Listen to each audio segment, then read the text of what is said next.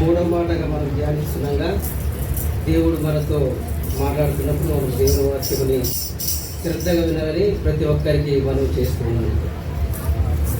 యోహాను సువార్త 18వ అధ్యాయము 26-27 వచ్చిన మనం ఒకసారి చదువుతున్నాం.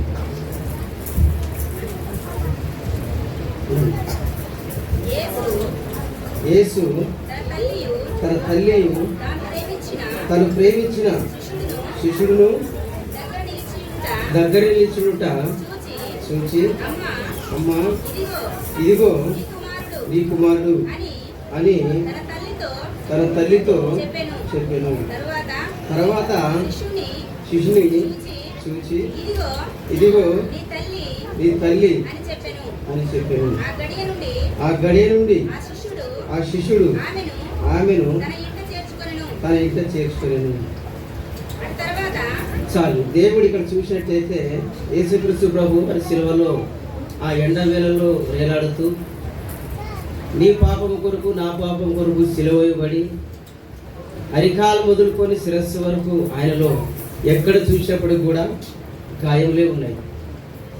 తలలో ముళ్ళ కిరీటము, కాళ్ళల్లో చేతులలో మేకులు, కొరడా దెబ్బలు కొట్టారు. యేసుక్రీస్తుని సిలువ వేసినప్పటికీ కూడా యేసుక్రీస్తు తన తల్లిని జ్ఞాపకం చేసుకుంటూ ఉన్నాడు. ఈ యొక్క మూడో మాటలో తన తల్లిని దేవుడు నీ తల్లిదండ్రులను ప్రేమించమని వాగ్దానం చేసిన దేవుడు తల్లిని మర్చిపోలేడు. దేవుడే చెప్తున్నాడు, తల్లి తండ్రిని సన్మానించము అని. దేవుడు తన తల్లిని మర్చిపోలేకపోతున్నాడు. యేసుక్రీస్తు ప్రభువారు ఆ కలవరి శిలువలో వేలాడుతూ కూడా అన్ని దెబ్బలు అనుభవిస్తూ అన్ని శ్రమలు అనుభవిస్తూ కూడా తన తల్లిని మర్చిపోలేకపోతున్నాడు. యేసు తన తల్లి తను ప్రేమించిన శిష్యులను దగ్గర నిలిచి చూచి, అమ్మా ఇదిగో నీ కుమారుడు అని తల్లితో చెప్తూ ఉన్నాడు. దగ్గరగా నిలిచి ఉన్నారు. యేసుక్రీస్తు సిలువ వేసినప్పుడు ఇట్లా సిలువ వేసినప్పుడు అట్లా దగ్గరగా నిలిచి ఉన్నారు. శిష్యుడు, తల్లి ఒక అనాథగా అయిపోయింది. తల్లిని యేసుక్రీస్తు దగ్గరికి ఎప్పుడైతే వచ్చిందో తల్లి కూడా యేసుక్రీస్తుతో పాటు వెలివేయబడినట్టుగా మనము అర్థం చేసుకోవచ్చు. యేసుక్రీస్తు ప్రభువారు తన సొంత ఇంటి వారే ఆయన యందు విశ్వాసం ఉంచలేదు. తన సహోదరులు కూడా యేసుక్రీస్తుని దూషించారు.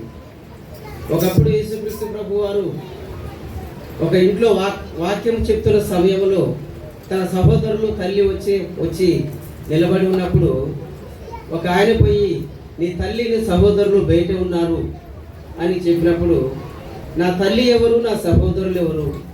దేవుని వాక్యం విని గైగొని వారే నా తల్లి నా సహోదరులని తన శిష్యుల వైపు చేయి చాపి చెప్తూ ఉన్నాడు. ఆ మాట అన్నప్పుడు వాళ్ళకి ఎంతో కోపం వచ్చి ఉంటుంది. సొంత సహోదరులు పట్టుకొని ఎవరు నా తల్లి ఎవరు నా సహోదరులు అంటారు కదని యేసుక్రీస్తుని దూషించినట్టుగా వాళ్ళు చూస్తున్నాం. తన సొంత సహోదరులే యేసుక్రీస్తు యందు విశ్వాసం ఉంచలేదు. కానీ తల్లి మాత్రము నాకు కొడుకుగా నాకు యేసుక్రీస్తు ప్రభు కావాలా అని చెప్పని ఎంతో భారము కలిగి వచ్చింది. వచ్చినప్పుడు దగ్గరగా నిలిచి ఉన్నప్పుడు యేసు తన తల్లిని చూసి మర్చిపోలేకపోతున్నాడు. ఈ లోకంలో మనం కూడా తల్లిదండ్రులను ప్రేమించే వారంగా ఉండాలి. తల్లిని కానీ తండ్రిని కానీ మనము దూషించకూడదని దేవుని వాక్యము మనం ఎప్పుడింటో వింటూ ఉన్నాము. యేసుక్రీస్తు ప్రభువారు మనకు మాదిరిగా చూపిస్తూ ఉన్నాడు.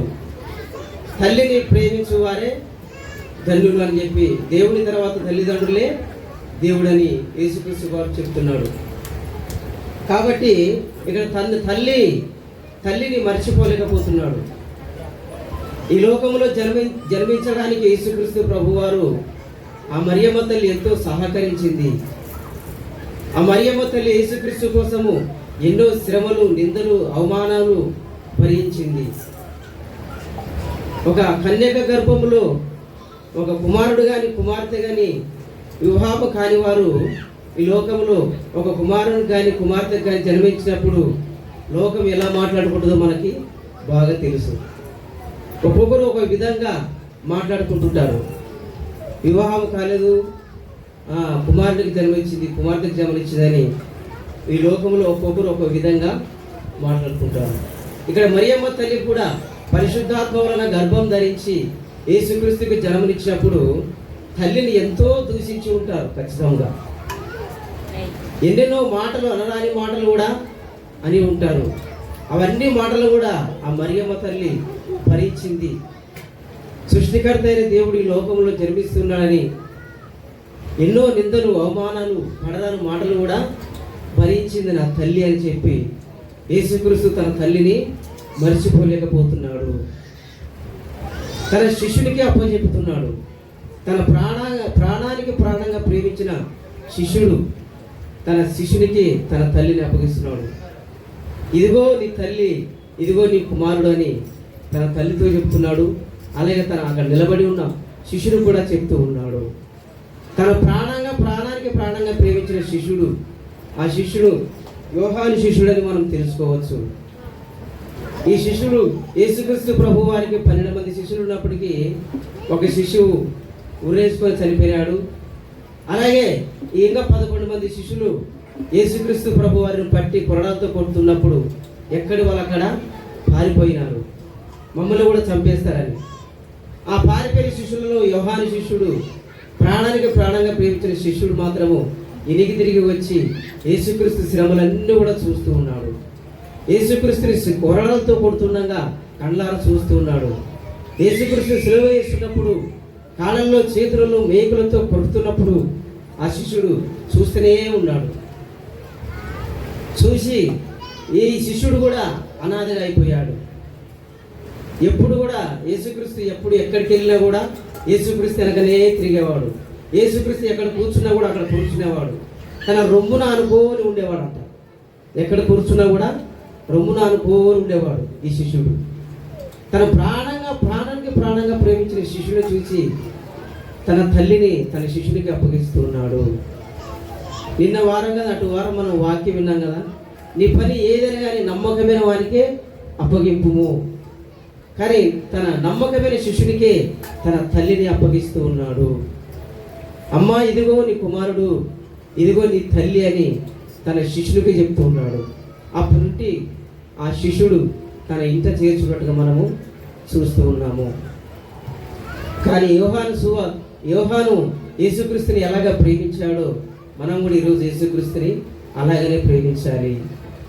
మరియమ్మ హృదయంలో దేవునికి ఎలాగ చోటిచ్చిందో, సృష్టికర్త అయిన దేవుడి లోకంలో జన్మించడానికి మరియమ్మ తన హృదయంలో ఎలాగ దేవునికి చోటిచ్చిందో ఈరోజు కూడా మనం దేవునికి మన హృదయంలో చోటు ఇవ్వాలని దేవుని వాక్యం స్పష్టంగా సెలవిస్తుంది.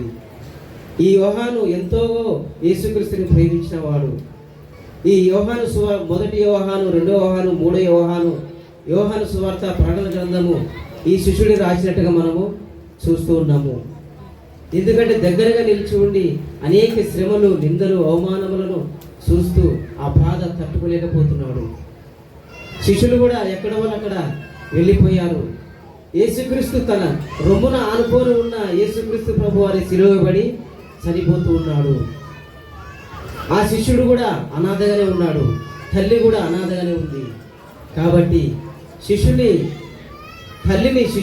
తన ప్రాణానికి ప్రాణంగా పెట్టిన శిష్యునికి యేసుక్రీస్తు ప్రభు వారు తన తల్లిని అప్పగిస్తూ ఉన్నాడు. అలాగే శిష్యునికి తల్లిని అప్పగిస్తున్నాడు, అలాగే తల్లిని శిష్యుని అప్పగిస్తున్నాడు. ఈరోజు మనము కూడా తల్లిదండ్రులను ప్రేమించే వారంగా ఉండాలి. మొదటగా దేవుని ప్రేమించాలి, తర్వాత మనము తల్లిదండ్రులుగా ప్రేమించే వారంగా ఉండాలి. అక్కడ రాశారు కదా, నీ తల్లిని తండ్రిని సన్మానించము, అప్పుడు భూమి మీద నువ్వు దీర్ఘాయుష్మంతులు అవుతావు అని చెప్తున్న వాక్యం స్పష్టంగా చెల్లిస్తుంది. కాబట్టి ఈరోజు మనము మొదటగా దేవుని ప్రేమించాలి, తర్వాత తల్లిదండ్రులను మనం ప్రేమించాలని మనం చేస్తూ ఉన్నాము. అమ్మా, ఇదిగో నీ కుమారుడు, ఇదిగో నీ తల్లి అని తన శిష్యునికి అప్పగిస్తూ ఉన్నాడు. ఈ 3వ మాట దేవుని దీవించుగాక. ఆమేన్. చక్కగా 3వ మాట దీవించిన గారికి వందనాలు. కవిత గారు పాట పాడతారు. తర్వాత 4వ మాట సిద్ధంగా వచ్చింది కోరుతున్నాను.